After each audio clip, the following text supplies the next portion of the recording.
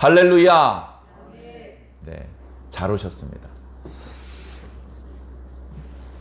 자세를 좀 바르게 하시고 졸리신 분들은 눈을 좀 비비시고 기운을 내시면 좋을 것 같습니다. 저는 제가 예배를 인도했던 영상을 거의 반드시 다시 봅니다. 그러면 야, 정말 잘하네 이렇게 느낄 때는 별로 없고요. 아이고 부끄러워라, 왜 이렇게 실수를 많이 했대, 이제 이렇게 느낄 때가 더 많습니다. 근데 그래도 봐야죠. 보고 실수를 줄이고 더 잘 다듬어진 또 말씀을 선포해야 되고 더 좋은 하나님의 종으로 그렇게 날마다 이렇게 가다듬어 나가야 되기 때문에 영상을 스스로 봅니다.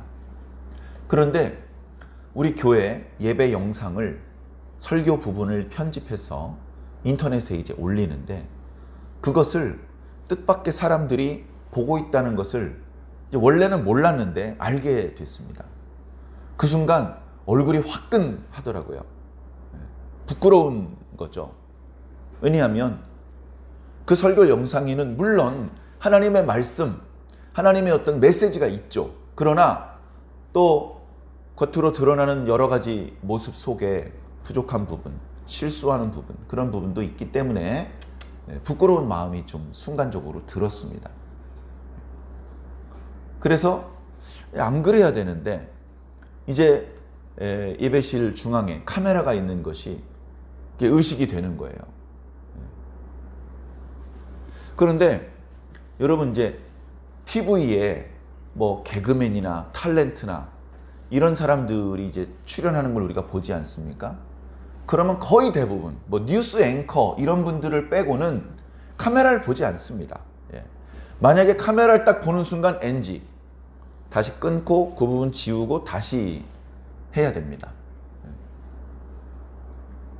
카메라를 본다는 얘기는 카메라를 의식한다는 얘기고, 카메라를 의식한다는 얘기는 그 연기에 집중하지 못하고 있다는 얘기입니다. 그죠? 목사도 똑같죠. 코로나19 때문에 이제 조그만한 교회도 조그만한 카메라라도 세워놓고 예배를 드리는 경우가 많은데, 그때 카메라가 자꾸 의식이 된다면, 그렇다면 그 목사님은 말씀의 내용에 깊이 집중하지 못한 것이 되는 것이기 때문에 별로 바람직하지 않은 것이 되겠죠. 카메라가 없어도 마찬가지입니다. 앞에 앉아있는 장로님이 자꾸 신경이 쓰인다면 그건 말 그대로 말씀에 집중하지 못하고 있다는 뜻입니다. 그러나 처음에는 그 장로님이 자꾸 눈에 띄고 또 카메라가 의식이 되었다가도 찬송을 부르고 기도하고 말씀을 선포하다가 어느 순간 촬영 중이었다는 사실을 잊어버리고 막 말씀을 선포한다면 말씀에 집중되어 있는 상태가 된 것이죠. 예배를 드리는 성도도 비슷할 겁니다. 예배 시작할 때는 오만 잡생각이 머릿속에 틈탑니다. 밖에다 우산을 세워놨는데 이걸 이렇게 말아가지고 교회 안에 우산꽂이에다 꽂아놨어야 되는데 그냥 밖에다 걸어놨네. 누가 집어가면 어떡하지? 부터 시작을 해서 이따 점심은 뭐 먹지? 밥을 해놨는데 내가 스위치를 눌렀나 안 눌렀나? 지난번에 안 눌러가지고 말이야. 그게 이제 생각이 나기도 하고, 그러다가 어느 순간 찬송 부르고 또 누가 대표 기도하시고 본문 말씀 읽고 하는 사이에 어느 사이에 말씀에 이제 빠지는 것이죠. 오늘 엘리사가 나오네. 근데 하사엘은 누구지? 야, 오늘 말씀도 재밌겠는데? 하면서 목사님 말씀에 집중하다 보면 조금 전에 집에서 취사를 안 누르고 나온 거를 잊어버리고 아무 마음에 근심 없이 말씀에 집중할 수 있는 것이죠. 그래서 말씀에 집중하시기를 부탁을 드립니다. 말씀에 집중해야 돼요. 이 시간 눈에는 안 보이죠. 그러나 하나님께서 이 시간 여기 계시지 않습니까? 이방 모퉁이 어디 앉아 계시는 게 문제가 아니고 우리 속에 들어와 계시잖아요. 하나님의 말씀이 목사님의 입을 통해서 또는 마이크와 스피커를 통해서 들리지만 내 영혼을 향해서 직접 말씀하기도 하시잖아요. 말씀을 들을 때 고막만 미세하게 진동하는 것이 아니라 내 영혼의 북을 하나님께서 두드리고 계시잖아요. 거기에 집중 안 하면 도대체 뭘 집중할 수 있습니까? 세상에 그 북이 찢어지고 고장나 있는 사람도 많이 있습니다. 아무리 선지자가 피를 흘리면서 외쳐도 모기 한 마리가 지나갔나 뭐가 왱왱거리네 이러고 마는 사람도 있단 말이죠. 그런 사람들에 비하면 하나님의 말씀을 들을 수 있는 기능이 망가져 있지 않고 아직 하나님의 말씀에 반응할 수 있는 우리들은 행복한 사람들입니다. 아무리 맛있는 음식을 주어도 미각을 잃으면 맛을 볼 수 없습니다. 이빨이 없으면 씹어 먹을 수가 없습니다. 아무리 훌륭한 바이올리니스트, 피아니스트가 연주를 해도 청각을 잃으면 그 음악을 들으면서 감동할 수 없습니다. 하나님의 말씀을 들을 수 있는 감각이 필요해요. 우리 육체의 감각도 사용하죠. 시각도, 청각도 사용하죠. 그러나 근본적으로 그것들을 통해서 나의 이성과 특별히 영성을 하나님께서 건드려 주셔야 되는 겁니다. 그렇지 않으면 하나님의 부름에 아멘으로 응답하는 게 불가능할 수밖에 없지 않겠습니까? 말씀에 집중해 주시기를 세상 부탁드립니다. 날씨 얘기 한번 드려볼까요? 지금 비가 오고 있어요. 소나기는 아닙니다. 소나기는 짧은 시간 동안에 강하게 비가 내리는 걸 보통 소나기라고 말하죠. 소나기는 오히려 사람들이 좋아하더라고요. 이렇게 막 너무 덥고 또는 가물었을 때 소나기가 내리면 아 시원하다. 이제 가뭄도 해결이 됐고 그 다음에 이게 막 먼지나고 지저분한 것도 싹 다 한번 씻겨 내려갔고 야 자동차도 세차가 됐어. 야 소나기 너무 좋다. 그리고 비가 오래 내리지 않고 한두 시간 내리다 뚝 그쳐요. 뚝 그쳐 막 진흙탕이 되거나 막 그러지 않고 조금 지나면 물이 다 빠져. 사람들이 얘기하는 걸 들어보니까요. 밤에 소나기가 내렸으면 좋겠대. 밤에 우리 잘 때 소나기가 내리고 낮에는 비가 안 왔으면 좋겠다는 거예요. 활동하기 편하잖아요. 그러면서 이제 막 먼지 나는 것도 다 씻겨 나가고 또 논과 밭에 가뭄도 해결되고. 근데 지금은요 장마철이에요. 장마철. 짧으면 1, 2주일, 길면 한 달씩도 간답니다. 장마철. 비가 오다 그치다 오다 그치다. 그러다 보니까 안 그래도 날씨가 더운데 장마 지나면 물론 더 더워진다고 합니다. 근데 장마철인 지금도 적지 않게 더워요. 아무리 서늘해도 27, 8도입니다. 그리고 비가 잠깐 그쳐서 햇볕이 나면 순식간에 30도가 넘어가 버립니다. 그리고요 습도가 그냥 꿉꿉해 죽겠어요. 땀이 났는데 잘 마르질 않습니다. 시골 가면요 할머니를 하는 얘기 재밌어요. 뭐라고 할머니가 한마디 딱 하는데 얼른 제가 못 알아듣겠어요. 근데 그 옆에 있는 할머니 그걸 알아들었고 끄덕끄덕 하는 거예요. 뭐라 그러나 봤더니 널먼 마르겄네. 널먼 마르겄어. 뭔 소리요? 이불 밖에 내다 널면 마르겠다는 뜻이요. 널먼 마르겄어. 맞아. 널먼 마르겄네. 그래요. 우리가 이불에다가 무슨 주전자물을 엎어놓지 않아도 요즘처럼 습한 날씨에 이불이요 아주 바짝 마른 고실고실한 게 약간 눅눅해요. 그러면 어떻습니까? 빨지 않았더라도 해가 나는 날 밖에다 널어놓으면 참 좋습니다. 이불도 건조해지고 먼지도 좀 털고 그리고서 저녁에 다시 깔면요 빨지 않았는데도요 상당히 그 촉감이 좋습니다. 그 말씀을 하는 거예요. 널먼 마르겄네. 여러분 근데 한번 생각해 볼까요? 비가 오는 게 좋습니까? 안 오는 게 좋습니까? 이게 쉽게 대답할 수 없어요. 어떤 사람이 그리스도인이야. 하나님께 기도합니다. 비가 안 오게 해달라고 기도해요. 응답 봤더니 소금장사야. 염전을 운영하고 이제 비 오면요. 비 내리면 얼마나 바빠지는지 압니까? 그 염전에 있는 물을 다 이렇게 옮겨야 돼요. 옮기는 자리가 있어요. 옮겨놔야 돼.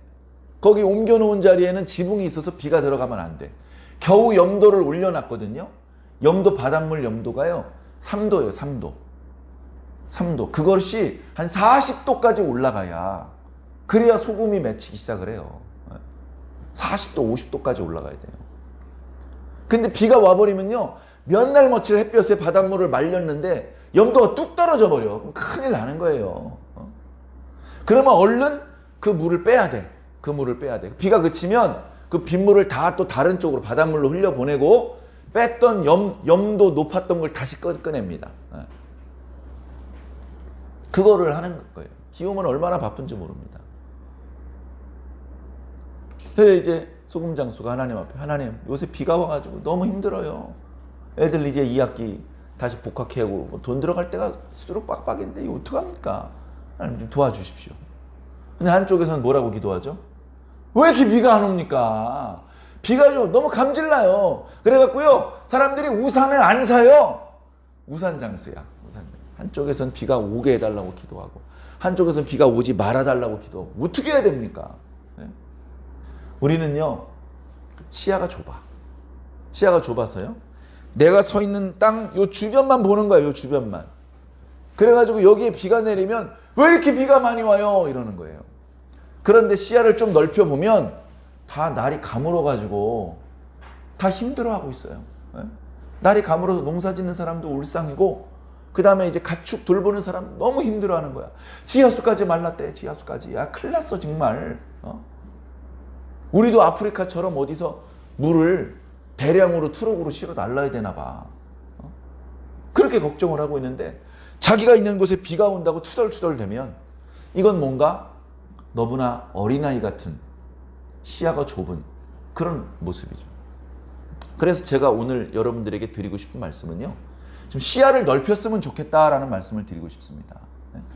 지금 현재의 시야보다 시야를 좀 넓히셔야 됩니다. 시야를. 시야를 어느 정도 넓히셨습니까? 그보다 더 넓히시기 바랍니다. 여러분들의 시야가 대한민국 정도로 부족해요. 대한민국이 뭐야? 여 전라북도도 아니고 여 둔산리에 그냥 고정돼 있죠. 둔산리. 이게 아니 전라북도, 대한민국, 한반도, 동북아시아, 지구 전체, 태양계, 우주 이렇게 좀 여러분들의 시야가 좀 넓어졌으면 좋겠어요. 넓어졌으면. 에어컨 장사는요 폭염이 좋아. 폭염 이런 거 오면 에어컨 잘 팔립니다. 그런데 에어컨 잘 팔리면 끝나느냐? 점점점 날씨가 더워지면요 얼마나 심각한 위기가 오는지 압니까? 제가 어저께 누구한테 어떤 말을 들었는데 깜짝 놀랐어요. 자, 모기가 전염병을 옮겨요. 우리나라 모기가 막 수십 종, 30 몇 종이 있는데 흔한 거 많이 발견되는 게 한 8종 정도 되고 그 중에 아주 흔한 게 2종류 정도 있답니다. 그래서 도시 지역에 있는 것은 또 뭐라고 부르고 또 시골 지역에 있는 걸 또 뭐라고 부르는 그 2종류가 그렇게 많대요. 그런데 외국의 경우 그 2종류가 전염시키는 그 병원균이 그 바이러스가 무시무시한 바이러스가 있대요. 다행히 그게 안 들어온 거예요 우리나라에. 그래서 모기에 물려도요 조금 가렵다 마는 거예요. 근데 한 번도 본 적이 없는 모기한테 물리잖아요. 물파스를 발라도요 한 5cm짜리 이렇게 막 부풀어 오른대요. 늘 물렸던 거에 물리니까 별로 이렇게 부어 오르는 것도 별로 없이 그냥 몇 번 긁다가 끝나는 거예요. 자, 근데 어떤 문제가 생기냐면요. 외국에 영향이 나갔어요. 그래서 외국에 어떤 모기한테 물렸어. 그래서 우리나라에 없는 어떤 전염병을 그 사람이 옮았어요. 그리고 우리나라에 왔어요. 모르는 상태에서 온 거죠. 근데 우리나라 모기한테 물렸어요. 그럼 그 모기한테는 이제 그 전염병이 생긴 거예요. 그 모기가 다른 사람을 또 물잖아요. 그럼 이제 우리나라에서 모기 때문에 전염병이 돌기 시작하는 거예요. 그런데 우리나라는 어떤 게 있냐면요. 겨울이 있어요. 겨울이 있으니까 어떻게 돼요? 모든 모기가 한 번 다 죽어요. 모든 모기가. 그래서 그 해에 돌았던 전염병이 그 다음엔 안 돌아요. 여러분, 짐승이 사람을 죽이잖아요. 짐승이 사람을 죽이는데요. 모기가 사람을 죽이는 게 가장 크대요. 뱀이나 개나 호랑이가 죽이는 숫자보다 모기 때문에 죽는 사람의 숫자가 제일 많대요. 자, 근데 우리나라 기후가 점점 올라가서 겨울철 최저 기온이 영상 10도 이상 되잖아요. 그럼 모기가 겨울에 안 죽어요. 그러면 전염병이요 안 없어져. 계속 퍼지는 거예요. 정말 무서운 얘기더라고요. 겨울이 있는 게 얼마나 감사한지 몰라요. 전 개인적으로 겨울 별로 안 좋아하거든요. 근데 겨울은 겨울이 있어야 돼요. 식물도요 어떤 추운 기간을 거쳐야 꽃이 피고 열매가 맺혀요. 따뜻한 곳에만 있으면요, 꽃망울이 안 맺혀져요. 다 하나님의 섭리인 거죠. 내가 시야가 좁으면 아씨 겨울이 왜 이렇게 추운 거야. 난방비 많이 나오게. 그래가지고 겨울이 없어져 버려. 그러면 겨울이 필요한 이유를 모르는 채 겨울을 없애버리면 조금 전에 말씀드린 대로 농작물을 통해서 수확을 할 수가 없고요. 뜻하지 않게 전염병이 막 창궐할 수가 있는 거예요. 그러니까 내가 시야가 좁은 거예요. 겨울이 왜 필요한지 모르는 거예요, 내가. 시야를 조금만 넓히면 아이고 겨울을 주셔서 감사합니다. 이렇게 되는 거죠. 시야가요. 지금 우리가 너무나 시야가 좁습니다. 너무나 시야가 좁아요. 우리 그리스도인들 중에서요, 세상 정치에 적극적으로 참여하는 분이 있고요. 야, 우린 그냥 기도만 하고 전도만 하면 돼. 이렇게 생각하는 분도 있어요. 또 세상 정치에 참여하는 분도요, 지금 정당이 여당이 있고 야당이 있잖아요. 여당을 위해서 기도하는 그리스도인이 있고요, 야당을 위해서 기도하는 그리스도인이 있어요. 네? 그리고 여당을 위해서 기도하는 그리스도는 야당을 위한 기도를 하고 있으면 야 임마 이 멍청아, 야 네가 몰라서 그래, 아 나 정말 답답하네, 이러겠죠. 야당을 위해서 기도하는 사람이 여당을 위해서 기도하는 그리스도인 보면 뭐라 그러겠습니까? 저 꼴통. 네? 시야가 좁은 채로 그 시야가 좁아진 문제를 해결하지 않은 채 계속 그 상태를 유지한 채 살아가면요, 다툼이 끝나지 않습니다. 다툼이 끝나질 않아요. 계속 멱살잡이, 머리끄덩이 잡고 피 터지게 싸워야 되는 거예요. 그러니까 싸워가지고 누가 더 세냐를 가리는 게 그게 중요한 게 아니고, 예? 시야를 넓히는 게 중요하다는 거예요. 시야를 넓혀야 돼요. 시야를 넓혀야 돼요. 여당을 지지하는 사람들이 유튜브를 봅니다. 그러면 그 사람은요, 여당을 지지하는 영상만 계속 떠요. 네? 그러면서 세상의 모든 정보가, 자기가 알고 있는 정보가 전부 다인 줄 알아. 네? 그 반대되는 주장은 영상에 안 떠, 여기 핸드폰에 추천이 안 돼. 그리고 그 반대 주장을 하는 영상을 보는 사람은 계속 그런 비슷한 주장을 하는 영상만 뜨는 거예요. 상대편의 이야기를 들을 기회가 없어요. 상대편의 이야기를 끝까지 들어주는 사람이 있습니까? 정치인 중에서도 그런 사람이 없고, 학자 중에서도 그런 사람이 없고, 유치원들, 어린애도 그걸 못 하더라고요. 부모님이 자녀 이야기 끝까지 들어줍니까? 자녀가 부모 이야기 끝까지 들어줍니까?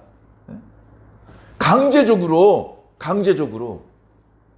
재판에, 법정에 죄인으로 끌려 나와가지고 거기 앉혀가지고는 말하고 싶어도 말 못하고 판사가 하는 말 끝까지 다 들어줘야 돼요. 그런 강제성을 띠지 않으면 끝까지 잘 안 들어줘요. 어려운 시대를 살고 있습니다. 어려운 시대. 여러분, 지금은 어떤 시간입니까? 교회에서 목사님이 강단에서 설교하는 시간이죠. 어떻게 보면 강제성을 띠고 여러분들이 말씀을 들어야 되는 시간인지도 모릅니다. 근데 정말 여러분 끝까지 들어줍니까? 예를 들면 중간에 핸드폰 보는 거, 중간에 꾸벅꾸벅 조는 거, 중간에 뒤로 고개를 돌리는 거. 제가 얘기 들어보니까요, 저희 은사님, 그 교수님이 미국에서 목회하실 때 보면요, 조는 정도가 아니고 설교 시간에 신문을 본대요.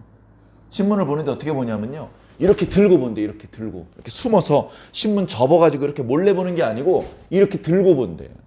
그리고 예배 시간에 다리를 딱 무릎에다 올려놓고 양말을 벗어 턴대요. 턴대. 설교 시간에 벼락 맞아 죽으려고, 모르니까 그렇죠. 얼마나 시야가 좁은 겁니까? 설교를 끝까지 들어주는 겁니까, 그게? 목사님 설교하는데 이렇게 듣더니 이런데요. 그 교수님이 그걸 참고 계속 말씀을 전했대요. 저는 못 견딜 것 같아요. 저는 강대상을 주먹으로 치고 눈 떠! 막 이렇게 할 것 같아요. 근데 어떻습니까? 소리 질러도요 소용없어요. 네. 목사님 여기 자는 사람 있는데 옛날에는 눈 뜨세요 그러더니 왜 요새 그런 말씀도 안 해요? 눈 뜨세요 해봤대요. 안 뜨더래요.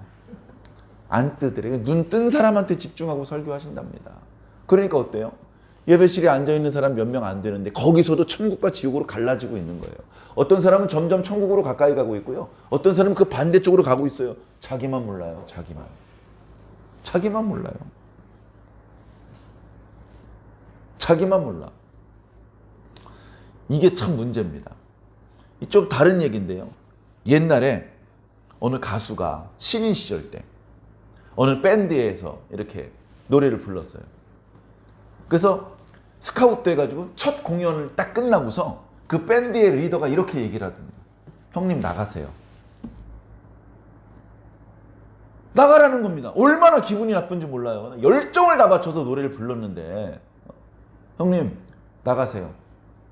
쫓겨난 거예요. 얼마나 불같이 화가 나는지 더러워서 내가 너희들이랑 다시는 안 한다고 나왔어요. 나왔는데 뒤로 그 뒤에서 이제 마이크나 음향 담당하는 친구 있잖아요. 그 친구하고는 관계가 좋았는지 그날 공연했던 거 테이프만 하나 떠달라고. 테이프를 하나 복사를 해줬대요. 그래가지고 내가 얼마나 열심히 불렀는데 내가 기념으로 테이프를 하나 가지고 있어야지. 테이프를 받았는데 그걸 집에 가서 들어봤겠죠. 그죠? 열심히 부르더래요. 근데 음정 박자 다 틀리더래요. 흥분해가지고 박자 계속 틀리고 음정 틀리는데 그 밴드 그 기타 치고 이게 드럼 친 친구한테 너무 부끄러워. 얼굴이 빨개지더래요. 얼굴이.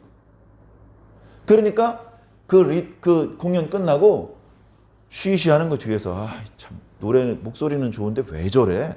뒤에서 쉬쉬하는데 리더가 그 다른 밴드 악기 연주자들 이렇게 눈치를 보더니 형님 나가주세요. 이렇게 딱 얘기한 거예요. 자기 미움 받을 각오하고. 다 아는데 노래 부르는 자기만 모르는 거야. 자기가 틀렸다는 걸. 네? 어쩌면 저도 그렇게 좁을지 몰라요. 네? 여러분도 마찬가지고요. 우리는요. 지금 현재 시야가 예전보다는 좀 넓어졌는지 몰라도 더 넓혀야 돼요. 너무나 부족해. 너무나. 땅도 다 못 보고 사람도 다 못 보는데 하늘을 본다고요? 어려운 얘기죠. 물론 땅을 완벽히 다 본 다음에 하늘을 보는 건 아닙니다. 하나님의 은혜로 세상에서 석사, 박사를 딴 건 아닌데 말씀 안에서 어떤 안목이 넓어지고 시야가 넓어지는 것이죠. 그러면서 영적인 안목도 함께 넓어지는 겁니다. 영적인 안목이 넓어지면요. 땅을 보고 인간을 보는 안목은 자연히 넓어질 수밖에 없어요. 그것을 글로 쓰고 유식한 용어를 써서 논문을 쓰고 책을 쓰는 건 못하지만 그러나 안목이 생기는 거예요. 안목. 시골에 어떤 할머니들 아직도 글씨 모르는 할머니들도 있어요. 그런 할머니들도 이렇게 보면 널면 마르겠네. 그걸 아신다니까요. 오히려 우린 몰라 그런 거. 지금 날씨가 이불을 내다 널면 바짝 마를 날씨인지 어떤지 못 느껴 우리는.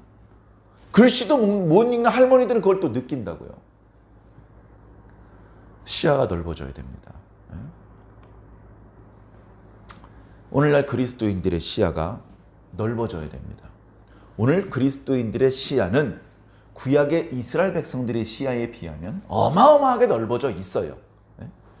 물리적인 지역으로만 따져도 구약의 이스라엘 백성들은 그 시야가 가나안 땅에 고정돼 있었어요. 그 바깥쪽은 관심도 없었어. 여호와 하나님은 가나안 땅에 살고 있는 이스라엘 백성들에게만 신이라고 생각을 했어요. 그러니까 요나가 배 타고 다시스로 가면 아이고 여기서는 하나님이 아무 말씀 못 하시겠지. 이런 생각을 했던 거예요. 선지자가 그런 생각을 했다니까요. 그런데 보니까 니느웨에서도 하나님의 음성이 들리네. 어떻게 된 거야 이거? 네? 로마에서 기도했는데도 하나님 들어주시네. 구약 시대에는 상상도 할 수 없을 정도로 지평이 넓어지고 있는 거예요. 하나님께서는 유럽의 하나님이야. 아메리카 가면 안 돼. 아메리카. 하나님께서는 서구의 하나님이야. 그럼 그러면 동부에 가면 안 되지. 허드슨 테일러처럼 중국에 선교하고 토마스 선교처럼 대한민국 대동강에 순교당하면 안 되는 거예요. 하나님은 서구의 하나님이니까. 이 동부에는 공자 선생님이 계시고 부처가 있잖아. 그게 아니야. 하나님은 온 세상의 하나님이고 온 우주의 하나님이야.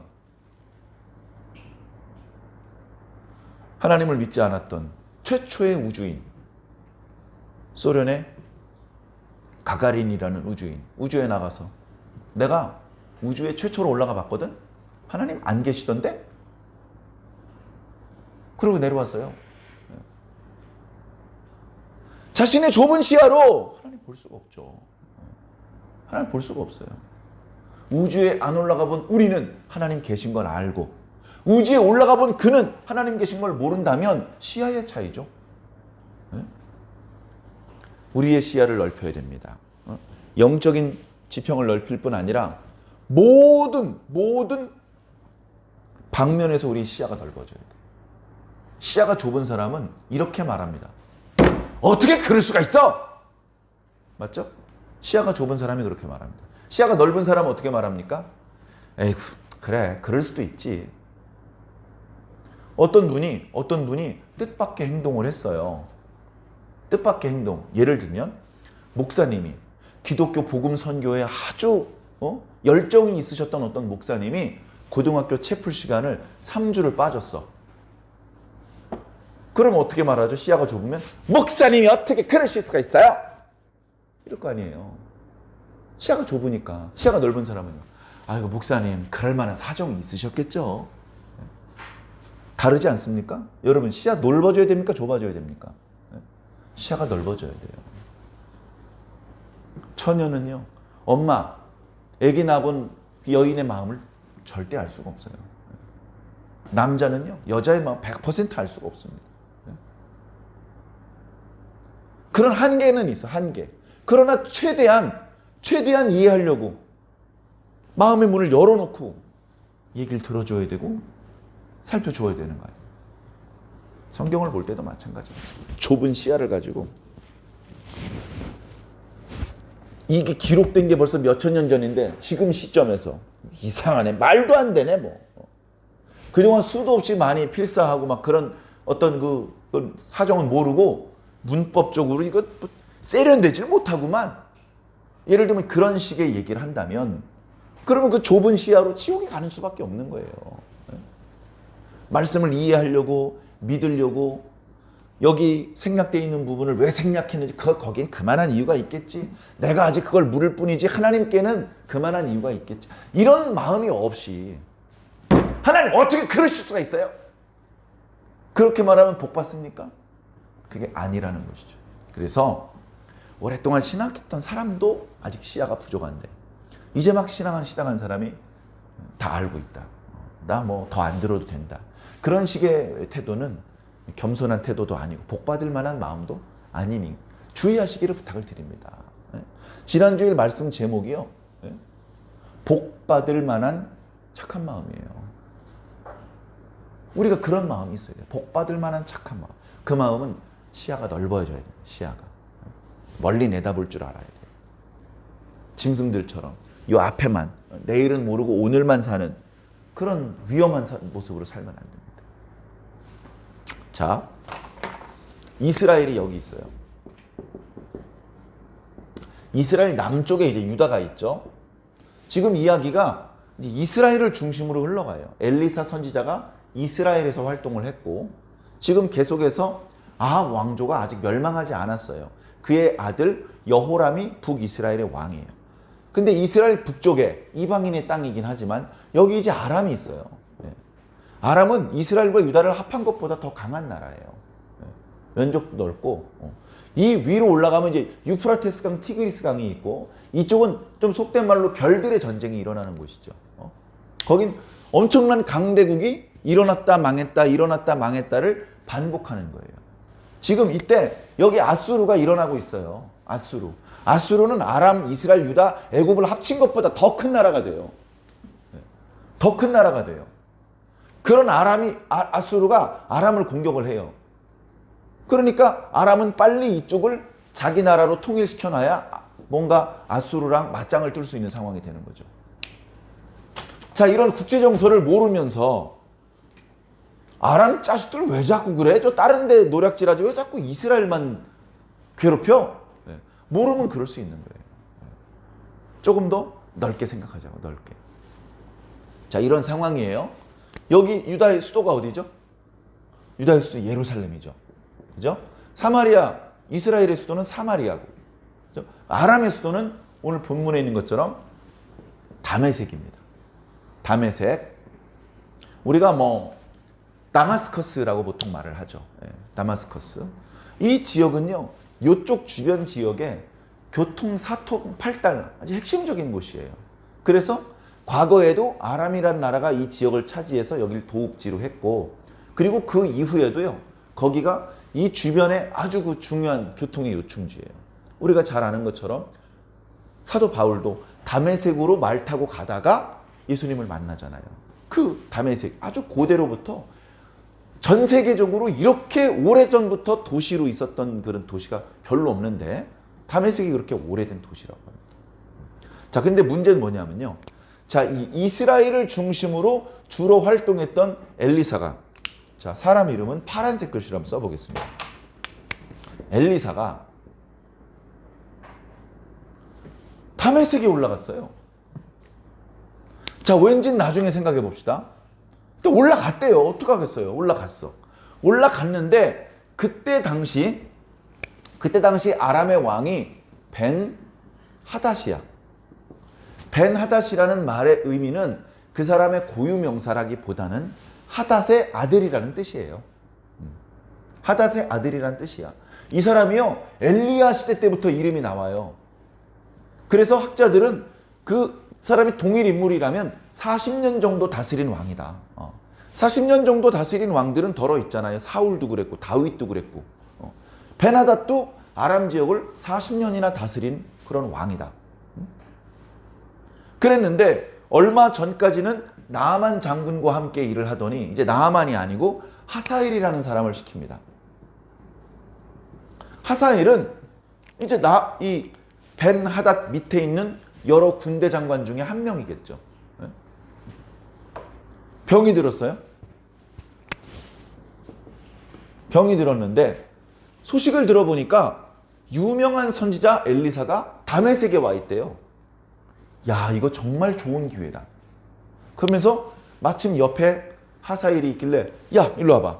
예, 부르셨습니까? 야, 너 마 예물을 바리바리 싸가지고 지금 마침 엘리사가 다메섹에 왔대. 이게 얼마나 좋은 기회냐. 그분에게 예물을 바치고 정중하게 여쭈어 보아라. 하나님께서 나에게 뭐라고 말씀하시는지 듣고서 나에게 전해줘라. 이렇게 얘기를 했습니다. 알겠습니다. 분부대로 거행하겠습니다. 해가지고서 예물을 챙기는데요. 낙타 40마리 분량을 챙겨요. 역시 강대국이야, 강대국. 통이 커. 낙타 40마리 분량에 그게 의복인지 양식인지 금인지는 모르겠지만 아무튼 그런 것들로 꽉 채워가지고 낙타 떼를 끌고 엘리사가 다메섹에 어딘가 머물러 있겠죠. 누구네 집에 있는지 여관에 있는지. 그러면 거기 갑니다. 말씀을 보면요. 하사엘이 정중하게 얘기를 합니다. 정중하게. 수리에서 내려요. 그리고 엘리사는 앉아있는데 자기는 서 있습니다. 그러면서 몸을 굽히고 정중하게 얘기를 합니다. 뭐라고 얘기합니까? 당신의 아들 벤 하닷이 보내서 왔습니다. 자기 왕을 선지자의 아들이라고 표현해요. 겸손하게 표현하는 거죠. 겸손하게. 최대한 겸손하게. 그런데 자세히 보면 왕이 물어보라고 하는 내용은 조금 다르게 물어봐요. 왕은 하나님께서 나에 대해서 뭐라고 말씀하신지 들어봐라. 뭐 그렇게 얘기를 했는데 하사엘은 뭐라고 물어보면 저희 왕이 병에서 낫겠습니까? 낫지 못하겠습니까? 이렇게 물어봅니다. 엘리사가 심오한 대답을 합니다. 엘리사가 뭐라고 대답합니까? 돌아가서 왕께서 살아나실 거라고 답을 전하십시오. 그런데 하나님께서는 자신에게 말하기를 죽을 거라고 하셨습니다. 그러면 에이 그게 무슨 말씀입니까? 이렇게 물어볼 것 같잖아요. 근데 그건 또 안 물어봐. 안 물어보고 분위기가 묘하게 흘러갑니다. 왜냐하면 엘리사 선지자가 말을 하다가 마침표를 찍지 않은 채 계속 하사엘의 얼굴을 쏘아봅니다. 하사엘을 쏘아보는데 왜 제 얼굴을 이렇게 쏘아보세요? 민망할 정도로 민망할 정도로 계속 쏘아보더니 갑자기 또 울어요. 그러면 우린 이렇게 생각할 겁니다. 아휴, 미친 영감. 노망났네. 위대한 선지자 웃기고 있네. 저 미친 영감이네. 뭐 이렇게 생각할 수도 있을 텐데 지금 겸손하게 또 물어보는 거죠. 아니 왜 갑자기 우십니까? 그러니까 이 엘리사가 눈물을 닦으면서 얘기를 합니다. 네가 저지를 악한 행동을 내가 보았다. 네가 이스라엘 백성들을 괴롭힐 것이고 죽일 것이다. 이스라엘의 어린아이를 번쩍 들어서 바위에다 내 동댕이를 칠 것이고 임신한 여자의 배를 칼로 가를 것이다. 그랬더니 뭐 아니 난 당신의 개만도 못한 존재인데 어떻게 그렇게 크고 위대한 일을 할 수 있겠습니까? 여러분 느껴지십니까? 이 하사엘이 어떤 인간인지. 사람을 많이 죽이고 힘없는 어린아이를 반석에다 부딪혀서 죽게 만들고 임신한 여자의 배를 잔인하게 칼로 자르는 그 일을 크고 위대한 일이래요. 하사엘이 어떤 인간인지 느껴지십니까? 그런 종류의 일을 위대한 일이래. 아이고 제가 어떻게 그렇게 위대한 일을 할 수 있겠습니까? 그랬더니 선지자가 말하죠. 네가 아람의 왕이 될 것을 하나님께서 나에게 말씀하셨다. 그리고선 자세한 기록은 없어요. 아마 이랬을 겁니다. 아이고 마지막에 하셨던 말씀은 안 들은 걸로 하겠습니다. 하고 왔습니다. 돌아오면서 속으로 맞아. 생각해 보니까 지금이 기회인 것 같아. 하면서 자기 신복들 불의한 일을 시켜도 충성을 다 바쳐 신복들한테 야 병사들 대기시켜놔. 이런 식으로 해서 왕궁을 포위해 놓고 들어가서 왕을 일단 안심시킵니다. 선지자께서 뭐라고 하시더냐? 걱정하지 말랍니다.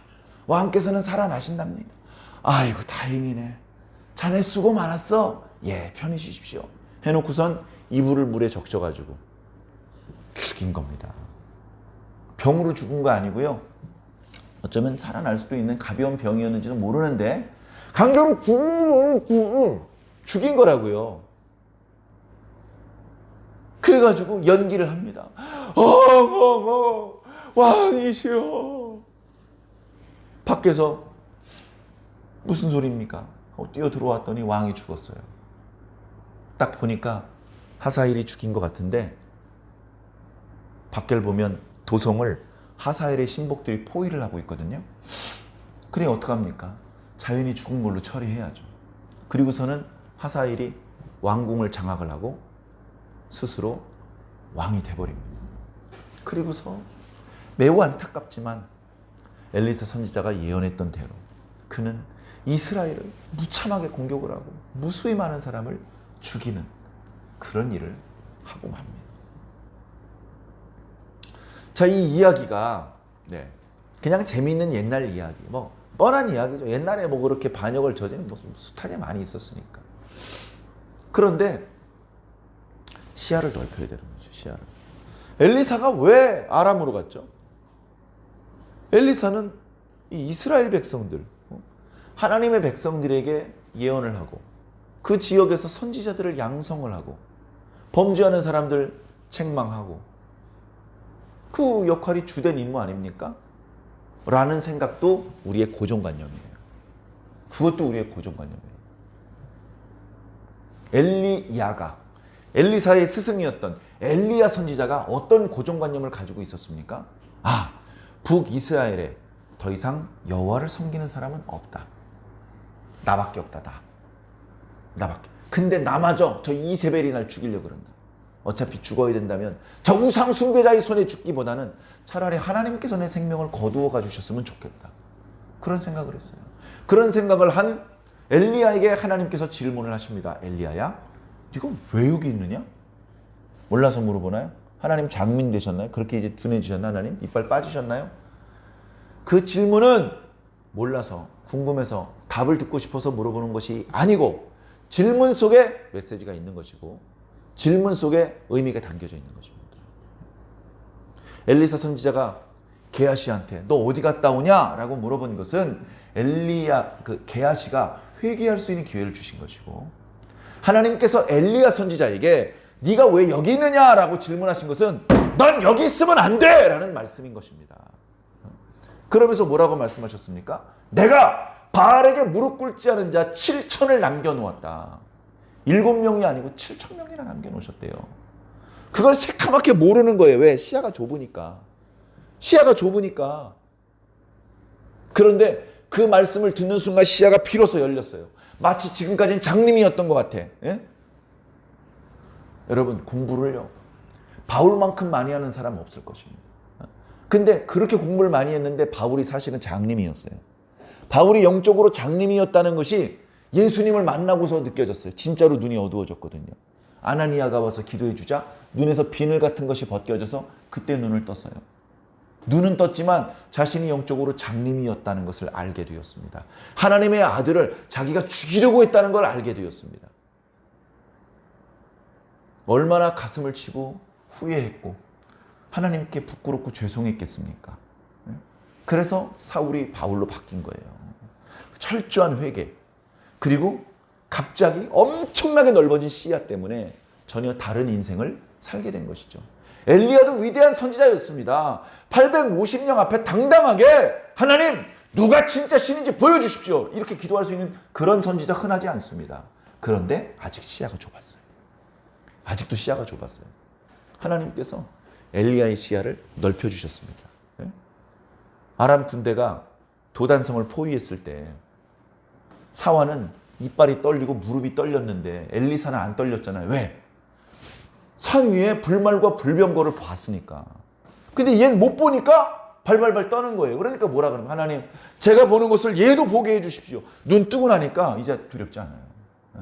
우리와 함께한 자가 저들과 함께한 자보다 더 많다는 걸 깨닫는 순간 당당함이 생길 수 있는 것입니다. 시야가 넓으면 그렇게 당당함이 생길 수 있습니다. 시야가 넓어지면 두려워하지 않을 수 있고, 시야가 넓어지면 불안해하지 않을 수 있습니다. 홍해가 가로막고 있어도 그 건너편을 여유 있게 바라볼 수 있는 것이죠. 시야가 넓어져야 됩니다. 그래, 엘리야에게 하나님께서 새로운 사명을 주셨죠. 너 아람의 하사엘에게 기름을 부어서 아람의 왕이 되게 하고, 예후에게 기름을 부어서 이스라엘의 왕이 되게 하고, 엘리사에게 기름을 부어서 네 뒤를 이어서 선지자가 되게 해라. 말씀을 보면요, 예후나 하사엘을 찾아가서 기름 부은 얘기는 안 나오고요, 엘리사에게 기름 부은 얘기만 나와요. 그리고 그때 주셨던 하나님의 말씀이 아직도 성취가 되어 있지 않다가 엘리사 선지자의 시대에 이루어집니다. 엘리사 선지자의 시대에 하사엘이 아람의 왕이 되고 예후가 이스라엘 왕이 됩니다. 어느 시대에 이루어지는지 중요한 게 아니라 뭐가 중요하죠? 말씀은 이루어진다. 그게 엘리야를 통해서 이루어지는지 엘리사를 통해서 이루어지는 중요하지 않아요. 뭐가 중요해요? 이루어진다가 중요합니다. 성경의 핵심 메시지는요, 말씀은 이루어진다는 겁니다.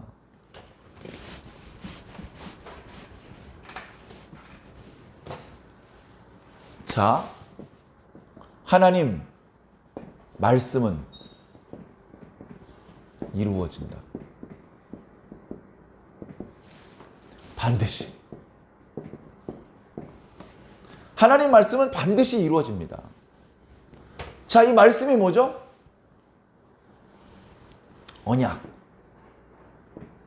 하나님의 뜻, 하나님의 계획, 하나님의 구원, 하나님의 심판. 이건 어떻게 된다고요? 반드시 이루어진다. 반드시 이루어집니다. 오케이? 이게 중요한 거예요, 이게. 여러분, 중요한 걸 기억하시기 바랍니다. 중요한 거를. 자, 누구를 통해서? 이거 중요하지 않아요. 언제? 하나도 중요하지 않아요. 어떻게? 중요하지 않아요. 여러분, 결혼할 때는요, 뭐가 중요하냐면요, 누구와 왜 결혼한지가 중요해요. 그녀와 사랑하기 때문에. 요런 게 중요한 거예요. 주례가 누구고, 예식장이 어디고, 이거 하나도 안 중요한 거예요. 내일 결혼하든지 다음 달에 결혼, 그건 별로 중요하지 않아요. 너무 늦지만 않으면 되는 거죠. 하나님의 역사가 이루어진단 말이죠. 하나님의 뜻이. 이게 이루어지기 때문에 그 나머지 것들은 사소하게 취급할 수 있는 거예요. 시야가 넓은 사람은 바로 이걸 아는 사람이에요. 이사야 선지자가 하나님께 환상과 계시를 통해서 말씀을 들었습니다. 환상과 계시를 통해서 말씀을 들었는데 듣고 나니까 너무나 엄청난 말씀을 들어버렸어. 너무나 엄청난 말씀을 들어버렸어. 그동안 자신은 시야가 좁았는데 하나님의 구속사 전체에 대한 말씀을 들어버린 거예요. 감당할 수가 없어. 감당할 수가. 말씀을 딱 들어보니까 이 말씀은 밖에 나가서 동네 사람들한테 선포해 줄 말씀이 아니야. 왜? 750년 후에 이루어질 말씀이거든. 그래 어떻게 해? 기록을 하는 거죠. 기록을 하는 겁니다.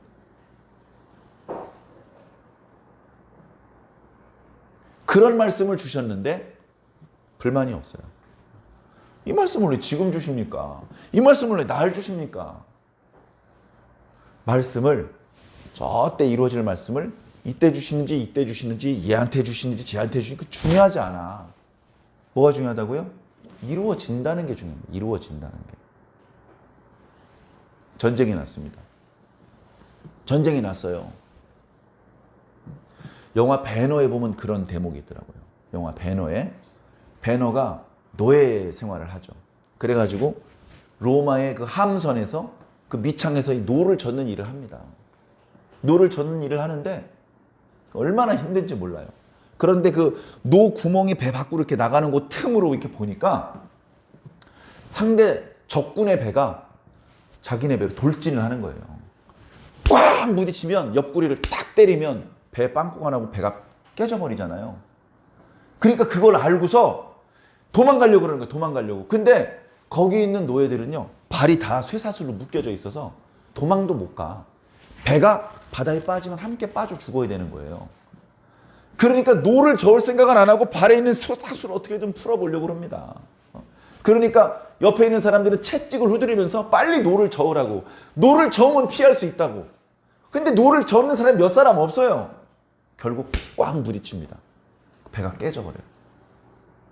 배가 깨져. 그런데 웬일인지 자기는 수레에서 풀려있어요. 이 발이. 그 배는 그 로마 함대 총사령관의 배였어요. 총사령관이 특별히 지시한 거야. 저기 저 눈빛 번쩍번쩍한 저 녀석 있지? 내가 책임질 테니까 이거 풀어라. 발목에 쇠사슬 풀어줘. 그런 상태에서 배가 깨진 거예요. 그러니까 어떡합니까? 움직일 수 있으니까 옆에 있는 간수를 주먹으로 몇 대 때려가지고 탈출을 한 거예요. 다른 죄수들은 탈출을 못했는데. 그래가지고 이렇게 나무 토막 하나 붙잡고 이렇게 딱 했는데 이렇게 보니까 총사령관이 물에 빠져 허우적거리고 있는 거예요. 지중해 바다에서. 그래서 건져준 거죠. 건져줘가지고 그 배에 있는 사람이 다 몰살하고 그 총사령관하고 배너 두 사람만 살아남은 거예요. 그래가지고 둘이 했는데 이 총사령관이 물에 빠져 자결을 하려고 해요. 우리 함대가 대패했다. 돌아가봤자 나는 황제에게 사형을 나는 어차피 죽는. 나는 전장에서 명예롭게 죽고 싶다. 해가지고 바다에 자꾸 뛰어들려고 하니까 배너가 못 뛰어들게 해요. 몸에다가 쇠사슬을 감아놔요. 자기 몸하고 그 총사령관의 몸에 쇠사슬을 묶어놔서 뛰어들지 못하게 해요. 그리고 자꾸 막 싸우면서 어떻게든 들어가려고 하니까 뒤통수를 쳐가지고 기절을 시킵니다. 그래가지고 바다에서 몇 날 며칠 물도 못 마시고 둥둥 떠다니다가 정말 기적처럼 로마 다른 함선에 의해서 구조가 돼요. 로마 함선에 구조가 돼. 이렇게 보니까 총사령관이야. 얼른 구조를 했죠. 그래서 물을 줍니다. 물을 막 벌컥벌컥 마십니다. 그러면서 축하드린다는 거예요. 이번 전투에서 대승을 거두었습니다. 우리 측 배 중에서 깨진 배는 3척밖에 없습니다. 상대 배는 수십 수백 척을 깨뜨렸다는 거예요. 그러니까 어떻게 된 겁니까? 큰 승리, 로마의 영웅이 돼가지고 황제에게 큰 상을 받습니다. 그러면서 자기가 자결을 할 뻔했으면 그게 다 없어져 버리는 건데 자기를 살려줬다고 배너를 양자로 삼아요. 영화에 보면 그런 이야기 나오죠. 자, 내 배가 깨졌지만 승리할 수 있어요. 왜 그렇죠? 다른 배들이 다 이겨서 그래요. 무슨 말씀인지 압니까? 이게 무슨 말씀인지를 여러분 아셔야 돼요. 여러분, 예를 들어서 김은상 목사가 열심히 기도하고 말씀 선포했는데 가시적인 성과가 잘 안 나와요. 교회가 빨리 부흥되질 않아. 교회 재정은 계속 어렵고 주변에서 바라보는 시선은 딱 한 눈빛으로 바라보고 있고. 근데요, 다른 교회가 부흥을 했어요. 다른 교회들이. 그러면요, 우리 그리스도인이 다 승리한 거 아닙니까? 내가 실수하고 내가 부진했어도 다른 사람들이 잘하면 우리 모두 전체가 승리한 거 아니냐고요. 네? 1번 타자가 맨날 헛스윙만 해요. 근데 2번, 3번, 4번, 5번, 6번, 7번, 8번, 9번 타자가 홈런 치면 이기는 거 아니냐고요. 1번 타자 시무룩할 필요 있어요, 없어요? 없어요. 없어요. 이긴 거 우리 팀이. 골키퍼가 실수를 한 골 먹었어요. 근데 5골을 넣어버렸네? 그럼 함께 웃으면서 기뻐할 수 있는 거예요. 팀이 이긴 거잖아요, 팀이. 근데 시야가 좁으면 어떻게 돼요? 아, 난 실패했어. 난 하나님 앞에 죄인이야. 나는 게으르고 나는 무능하고. 시야가 좁으면 그 말이 맞죠.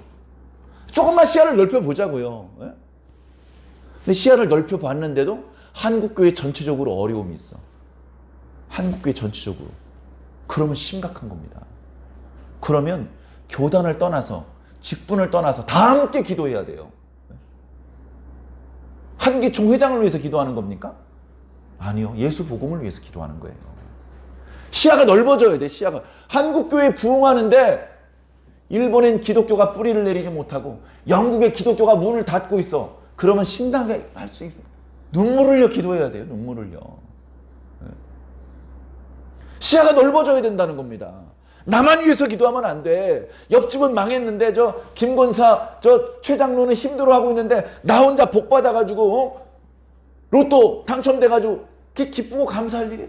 그거 감사하기도 하지만 저 사람이 어려우면 같이 울어줘야죠. 같이. 시야가 그렇게 좁으면 안 되죠. 우리 교회는 막 차고 넘쳐 미어 터져. 목사님 좋으시겠어요. 교회 넓은 자리로 옮겨야 되겠는데요. 얘기 들어보니까 옆에 저 교회 저 건너편에 있는 교회 망했대. 그게 웃을 일이냐고. 예수님이 웃으시겠어요? 우리 교회 부흥했는데 나머지 교회가 다 망했어. 예수님께서 웃으실 것 같아요? 예수님께서 속상해 하시는데 나 혼자 웃고 있으면 난 예수님께 붙어있는 몸이 아니잖아. 시야가 넓어져야 됩니다. 시야가. 한 몸의식을 가져야 된다는 거예요. 한 몸의식. 엘리사는 하나님의 종이었습니다. 하나님의 뜻을 이루기 위해서 다메섹에 갔어요. 다메섹에 가라고 해서 갔는데 다메섹에서 자기가 뭘 해야 될지 몰랐어요. 엘리사도. 근데 어느 날 하사엘이 내려오네. 아마 그날도 예물은 받지 않았을 것 같아요. 그런데 하사엘을 통해서 하나님의 한 역사를 이루고 오는 겁니다. 하사엘과 엘리사가 만나지 않았더라면 예전에 하나님께서 엘리야에게 하셨던 말씀이 이루어지질 않잖아요. 이게 이루어져야 되거든요. 그래서 엘리사가 다메섹으로 가는 것이고, 그래서 하필 베나다 주변에 신하들이 많았을 텐데도 하사엘이 심부름을 맡은 겁니다. 하나님께서 어떻게 역사가 이루어질지 몰라요. 우리 교회 끝내 부흥 안 될 수도 있습니다. 그리고 부흥 될 수도 있어요. 서서히 될 수도 있고요. 갑자기 한 방에 부흥 될 수도 있습니다. 몰라요. 언제 어떻게 될지 모른다고요. 괜찮아요. 괜찮아. 전 하나님 뜻만 이루어지면 돼요. 하나님 뜻만 이루어지면 돼. 전 후회 없고요. 저는 아쉽지 않아요.